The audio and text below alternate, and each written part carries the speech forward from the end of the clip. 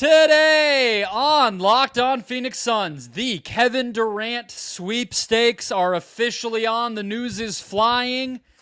We're getting closer to knowing what the deal will look like, and there is tons to cover. Let's go.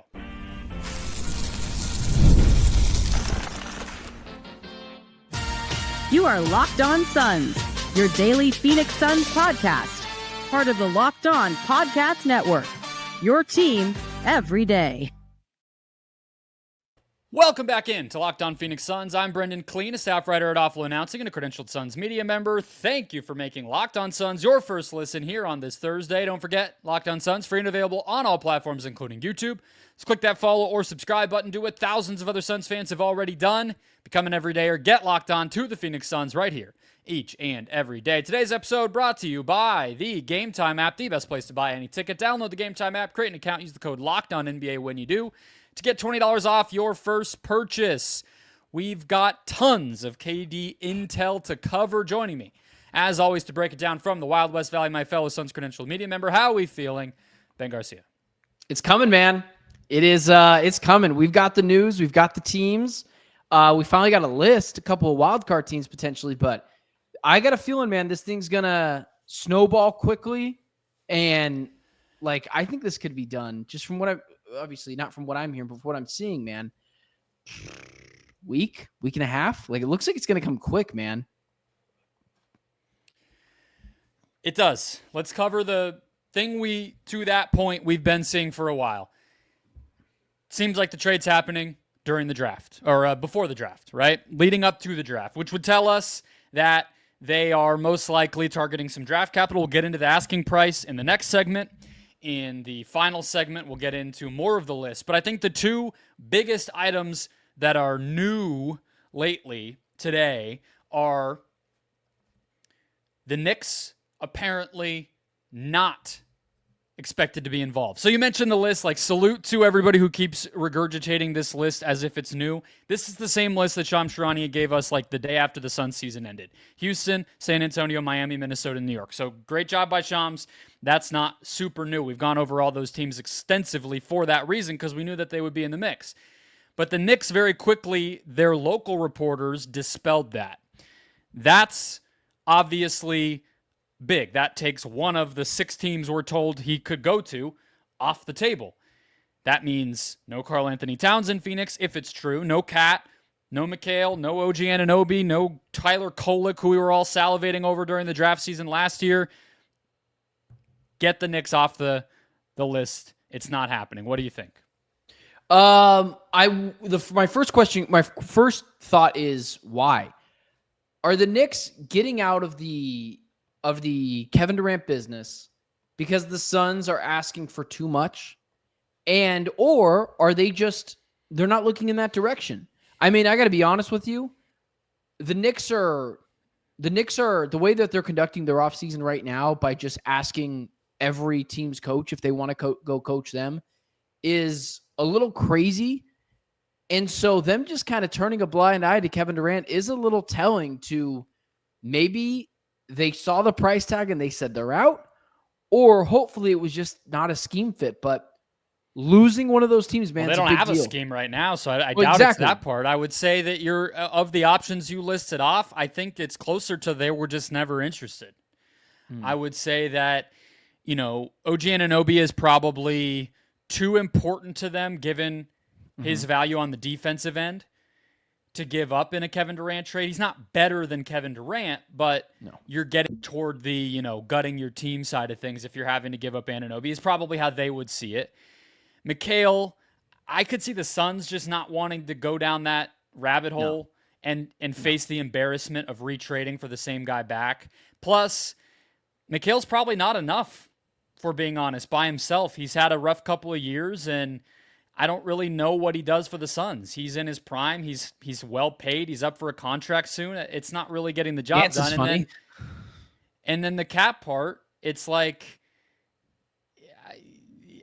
don't know if either team likes that.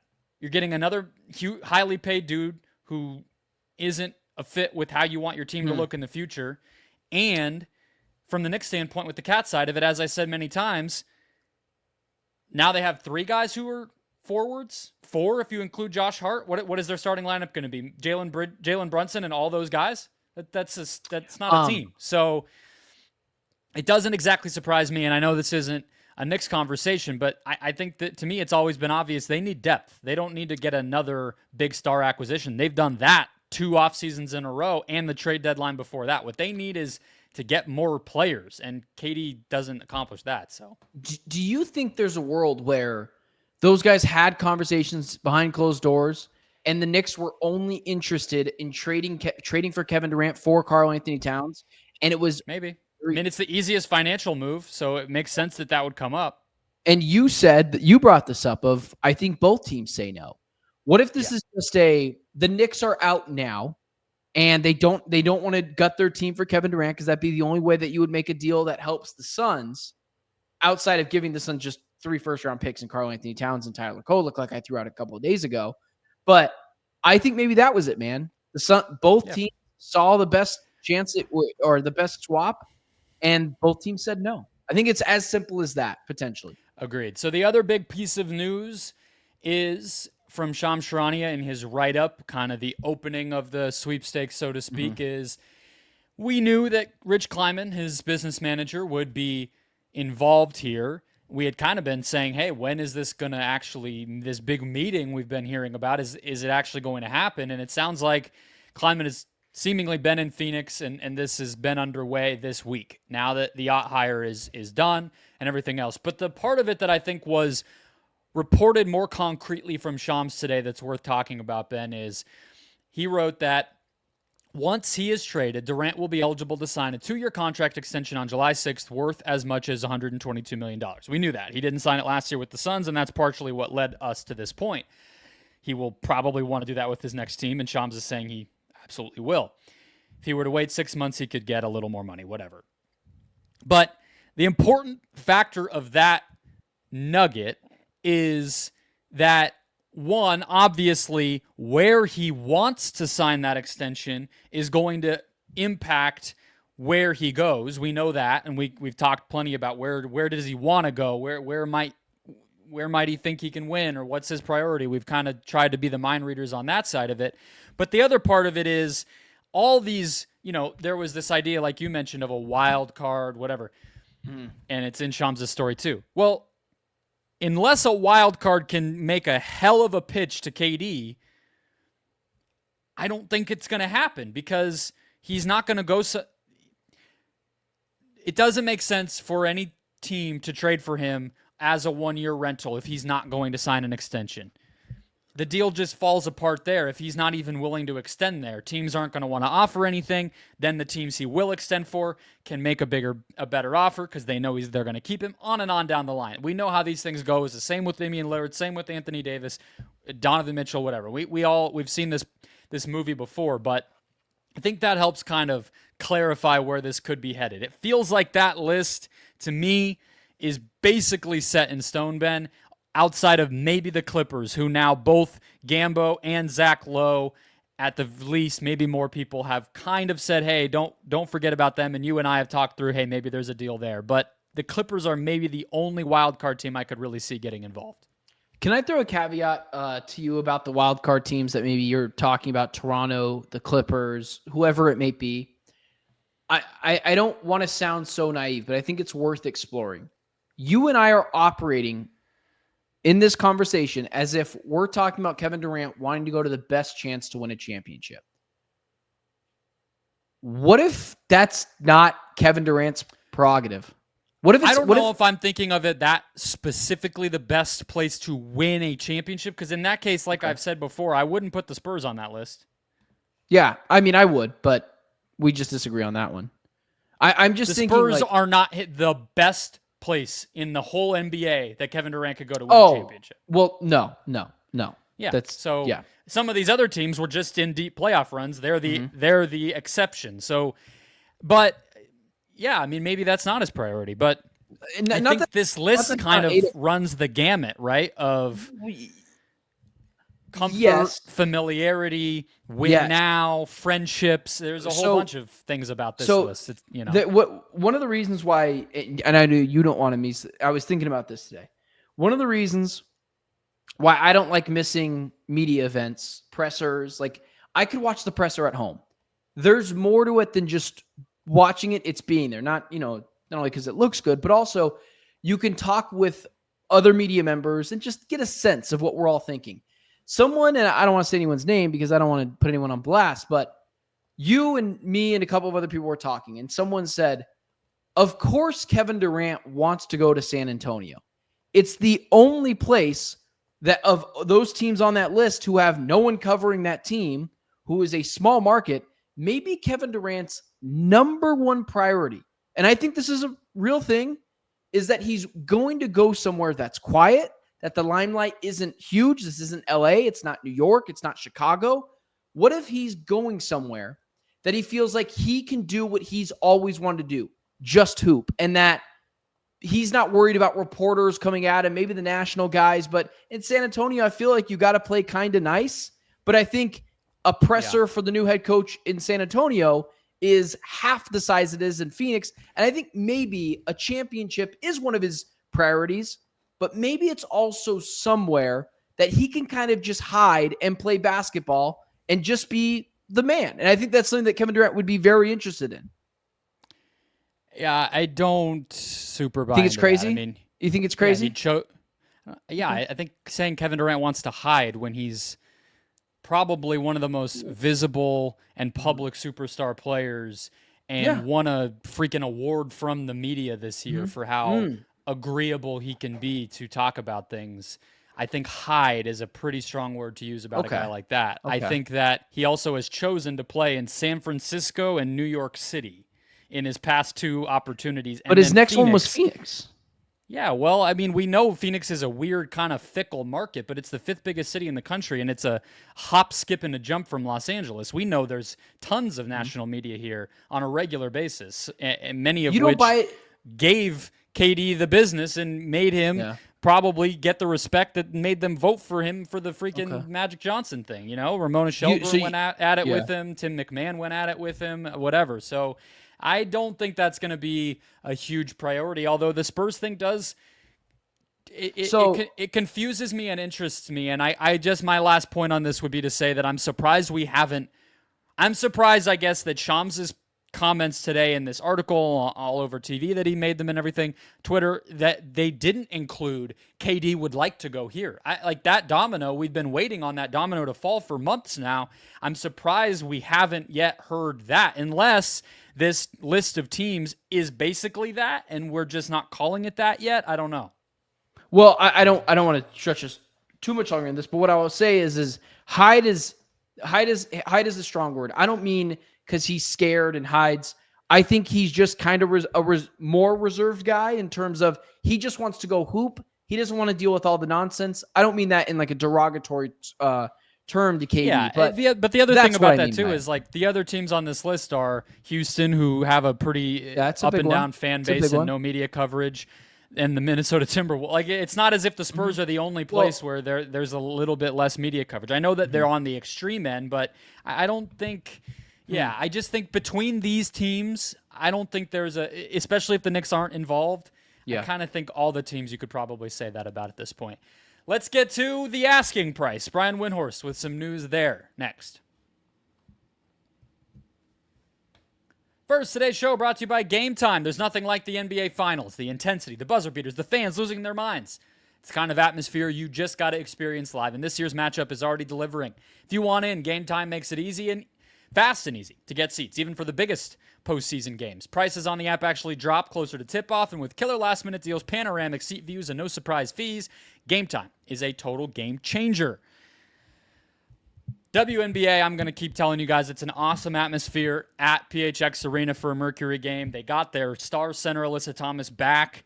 Kalia Copper coming back soon. They're off to a great start with a bunch of anonymous role players from all over the world. Check out a game if you have not already.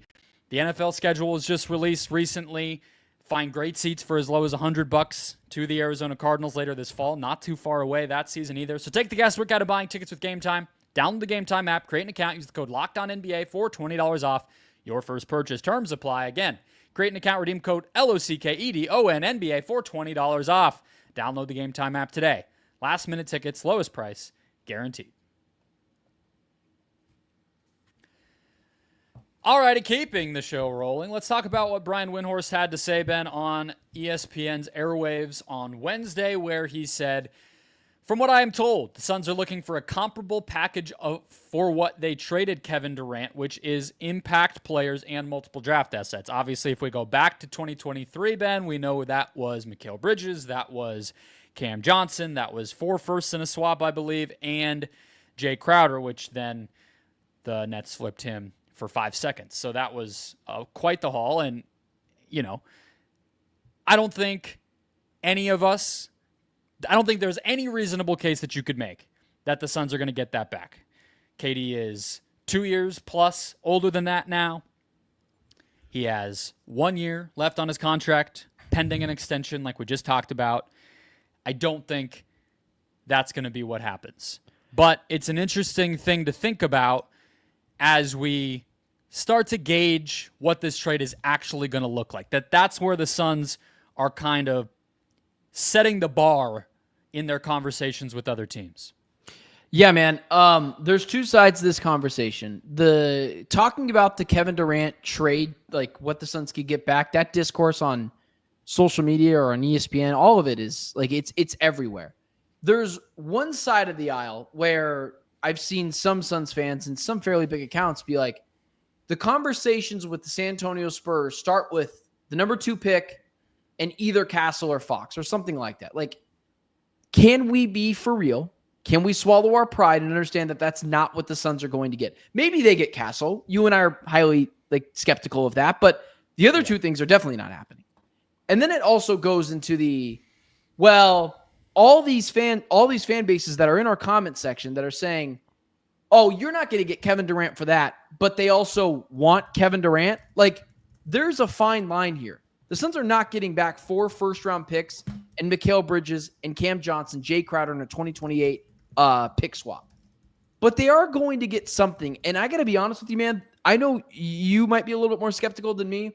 The more I read, the more that reports come out, I think the Suns are going to get more than I think you and I are both expecting. And I think that is at least 1 first-round pick, but I'm pretty confident they might get 2.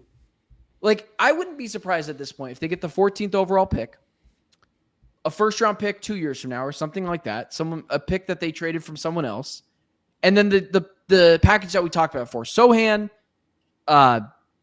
Vassell and Barnes, right? Those, like, I think that's comparable, but I think where it goes to as the Suns is they just got to be willing to start there and potentially come down. Do you agree? Yeah. So I've said for a while, and I think it's worth reiterating because I do think this is where it's going to probably land.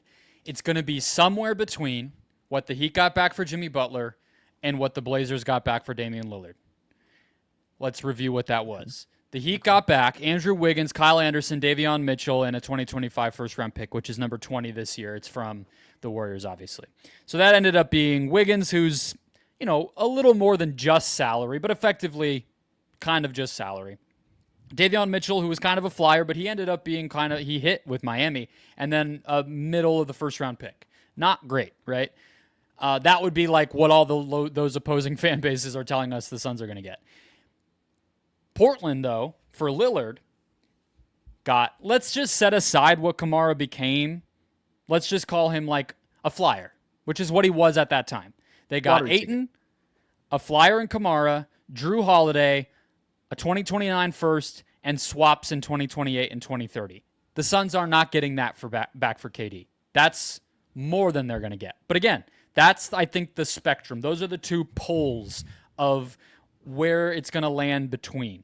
And so, yeah, I think what you're saying is possible. I think it's good that, what could have happened, for instance, today after Shams' initial report, another world, we hear very quickly, not only are the Knicks not interested, but, hey, maybe Minnesota, they just don't think it's going to work with all of their other business outstanding with Randall and Reed and Nikhil all up for contracts and everything else. And by the way, too, the Spurs just don't think it's worth it to accelerate their timeline.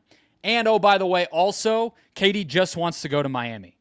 Well, then we're talking about much closer to the Jimmy Butler thing. So, yeah, I tend to agree. It's going to be a decent package. I think it's going to be one veteran to make up the money, one interesting young player, and at least one first-round pick. That's kind of where I've been all off season, and I still believe the Suns will get that.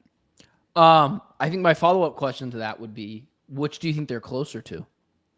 Think they're closer to the, I want to put you on a little bit of a, you're not on a fence, but you're in the middle somewhere. So who are you closer to? The between package, I think, Butler or the Lillard?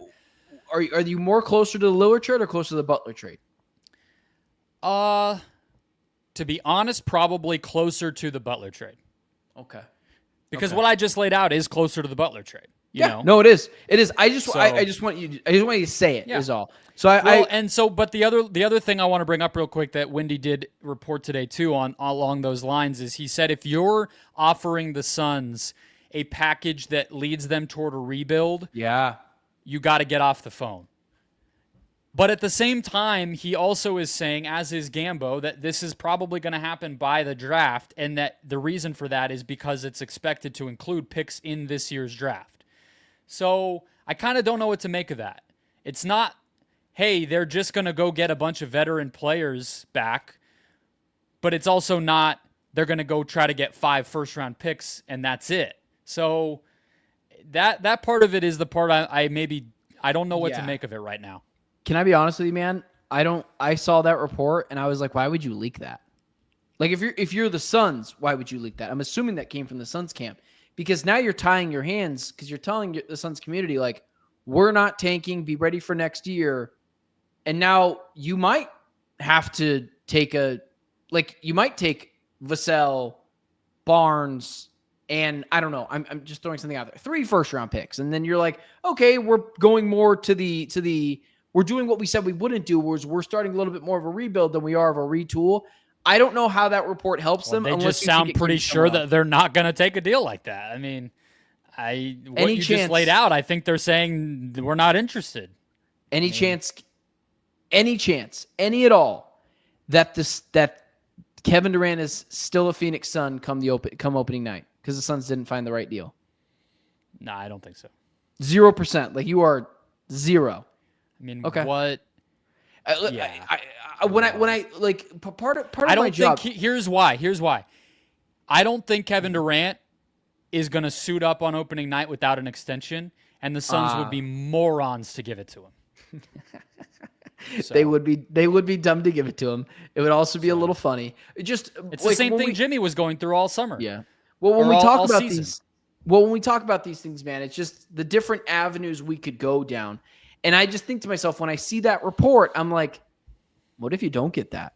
Are you prepared to run it out with Kevin Durant in October and give him an extension? Because if you're not, you probably shouldn't leak that. But that's me coming from, I think the Suns leaked that, not someone else. So that's kind of where I go with it. Yeah, I think that's probably just based on the conversations that are trickling out. You know, if the Suns are maybe, for instance, talking to the Spurs, and then people around that situation are then getting in touch with reporters, then it's just the facts of the negotiations, you know? Because I think we're really in the thick of it now. Like, I think that the reporting is now based on conversations that are actually happening, not hypotheticals, and that's kind of why it's flying out all so rapidly right now. Let's get into the details of this group of teams, and maybe the Clippers or the Raptors. What is the state now that we are getting a little closer to what the package could look like? It's getting narrowed down. We know KD wants the extension. What team is going to make that happen? Next.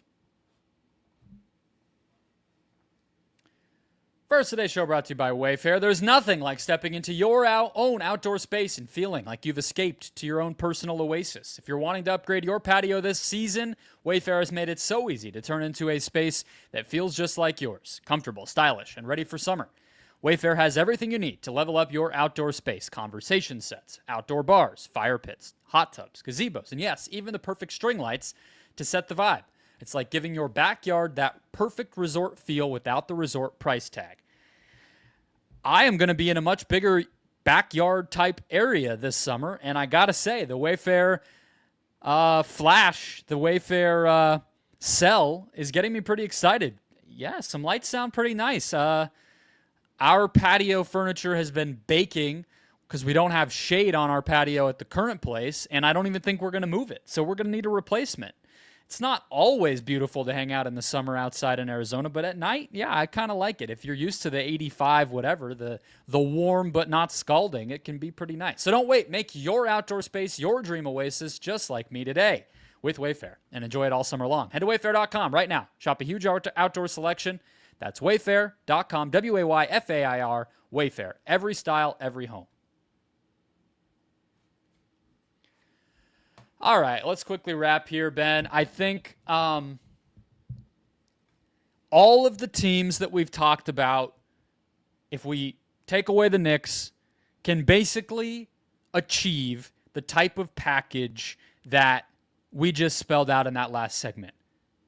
Interesting young player, veteran to make the money work, and at least one first. Houston can obviously do that. Miami can do that in a few different ways. The Spurs obviously can do that. The one that I think is interesting, and I think actually takes us to one of the wild card teams in the Clippers, I kind of put the Clippers and the Wolves in a similar category, where they're lighter on picks. They're frankly lighter on available, interesting young talent, but they have a good assembly of guys that are kind of in their prime and still younger, that maybe are the answer to what we were kind of wondering about with the don't approach the Suns with a rebuild offer type of design. Because Minnesota, we know, Randall probably has to be in that deal. I don't know if he comes back to Phoenix, but that gets a little weird. DiVincenzo might be in that. Mike Conley might be in that. Maybe Naz Reid, Jaden McDaniels, maybe, all those guys are established dudes on their second contracts already. And then the Clippers, to me, I think it comes down to Ivica Zubac, who was like a fringe All-NBA guy. There's no way, man. I agree with you. But I when I say no way, I'm saying that I know how good you think Zubac is. I don't think that you're some guy that's not paying attention. I know you know how good he is. Part of that has to do with our guy. Maybe the Clippers just say no because of that. Yeah, and part of that has to do with our guy Shane Young shoving it down my throat every single day when it comes to Zubac. So I'm well aware about how great Zubac is. When you and I broke down who is the most realistic best player the Suns can get in a trade a couple of weeks ago, Zubac never came up because you and I both think like that's crazy. But maybe it's not, man. Maybe it's not. Like he was a third teamer this year, if I'm not mistaken. And when it comes to all NBA, make it, but he got votes. Yeah. Okay.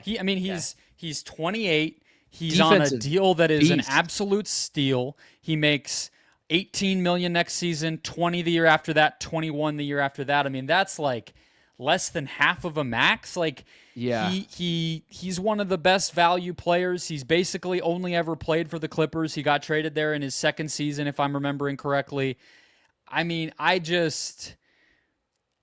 The Clippers would be crushed for doing that, in my opinion.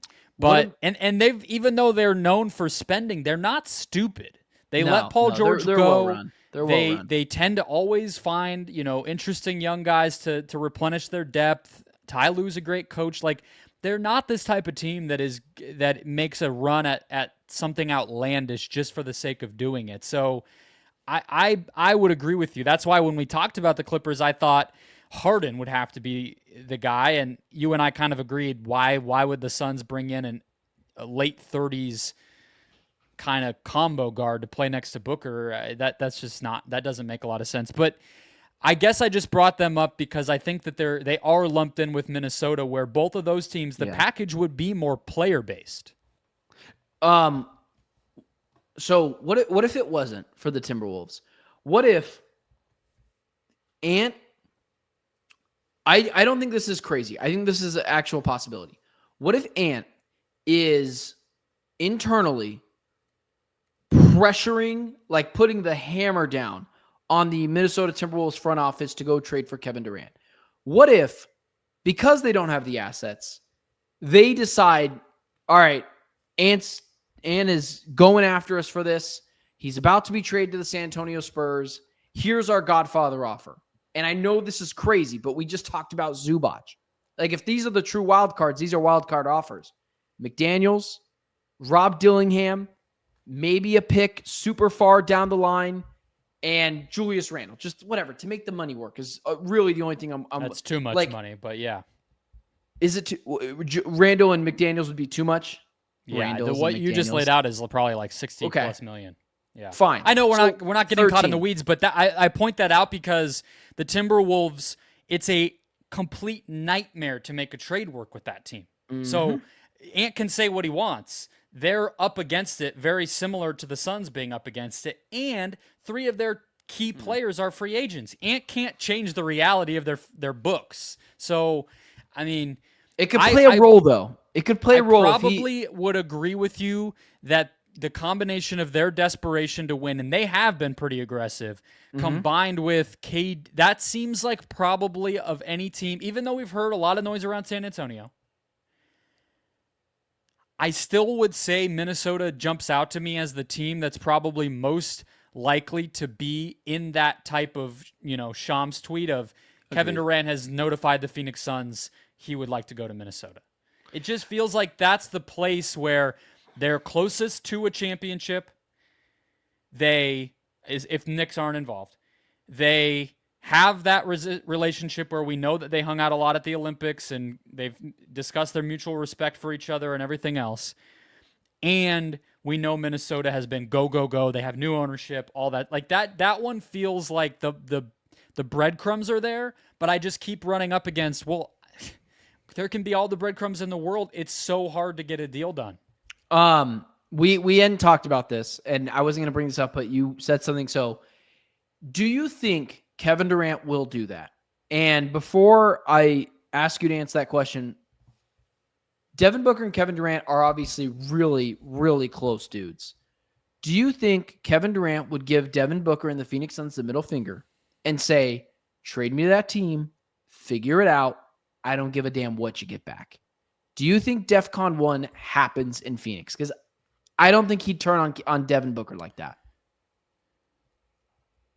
Well, or do you think it's more likely the case for saying that he would be, set his destination is that the Suns basically shafted him in February. Like, we cannot forget that they were minutes from trading him to a multitude of teams behind his back. That happened, and we can't forget that. But I do think that there's a version of setting your destination that isn't so public, that still allows the Suns to potentially negotiate, where maybe even the team receiving KD doesn't have a full picture that he's so dead set on going there, and the other teams involved don't. And maybe if the Suns and Kleiman and Durant know, hey, it's pretty much Miami, for instance, for me. But then the Suns can still go to Miami and say, hey, we have this offer from Minnesota. You got to beat that. And then Miami goes up, and then they go to the Spurs and say, hey, if you want him, last chance, Miami's offering this. And then they always know that he's just going to go to the Heat, but they can still drum up a market. Maybe that's something that could happen, but we wouldn't hear about it. So it's hard to know if we're right or wrong. Exactly. So I guess I should have framed that question with, I totally agree with you. I think even privately, KD might have already told them. Do you think it'll go public? Well, then that brings me to another kind of thing is like, did it already sort of go public this week with all the noise around San Antonio? Because in the same vein of, some things behind the scenes we might not know about, maybe it is just an open secret among all these teams that it's the Spurs. Like, you can try to make a Godfather offer or get on the phone with Rich and Kevin and sell them. But it's basically San Antonio. Like, it could also be that, and we don't know it yet. It could be. It's fascinating to think, though, man, because he would be like, people. I think I can already see he did it to Kyrie Irving when he wanted to go to Phoenix. No, he didn't. We all knew Kyrie Irving had pretty much ran his course gone in Brooklyn. No. In the summer when Kyrie was still there, Kyrie didn't get traded till the deadline. Kyrie had ran his course. This is Devin Booker. He's going to be here for at least, I think, if things go fine, forever, but at least till next season. And I don't think he'd do that to his guy. I don't think he would. I mean, he didn't do it with Golden State. I mean, Golden State got back a pretty fine package when he went there. So Golden State didn't even necessarily need to get anything. He could have just well, left. sign and trade. He kind Yeah, of exactly. helped him out and played ball with getting the sign and trade done. He could have just said, peace out. So, yeah, I think it is fascinating. And it is one of those things that we're kind of just leaving it up to the insiders to tell us if any of that's going down. I mean, we might not even ever know that answer. But listen, you miss Woj. I saw that today. You miss Woj. I do I'm too. writing about it. I'll have a piece up this week on missing Woj at awfulannouncing.com. I will be retweeting that. I saw that today. You miss Woj. We Not all miss a Woj Woj. fan, but still miss him. Not a Woj fan? Two things can be true. Okay. Yeah, no. All right. Not, You got a super big Woj fan. Who you you know what? Who are you hoping breaks the story? Oh, I'm mostly not a fan of insiders, period. I think it's kind of messed up a lot of how we get all our sports content, in my opinion. All right. But that's a who do conversation. you think breaks it? Who do you think breaks the story? There's no one else. It's gonna. He's listen. 30 seconds on this. He has really taken a step back since being with ESPN. And I saw what you said today. You know, you don't want to get things messed up, especially on ESPN. It's a very good point. But when Woj did it, we had all the details, like pretty much right away. And now with Shams, I don't know, man. I think he's gotten content. I think he's the DeAndre Ayton of reporters. He got paid. Okay. He's being serviceable. He's putting out the stuff. But I don't know if he's worth that payday. It hasn't been great. We don't know what the payday was, so I don't know how it could be not worth it. I don't know what he makes. Maybe you do. Maybe you found that out. I don't. That'll wrap us up. Hit follow or subscribe if you haven't already. We'll be back with one more show to round out the week. Enjoy your Thursday. We'll catch you next time.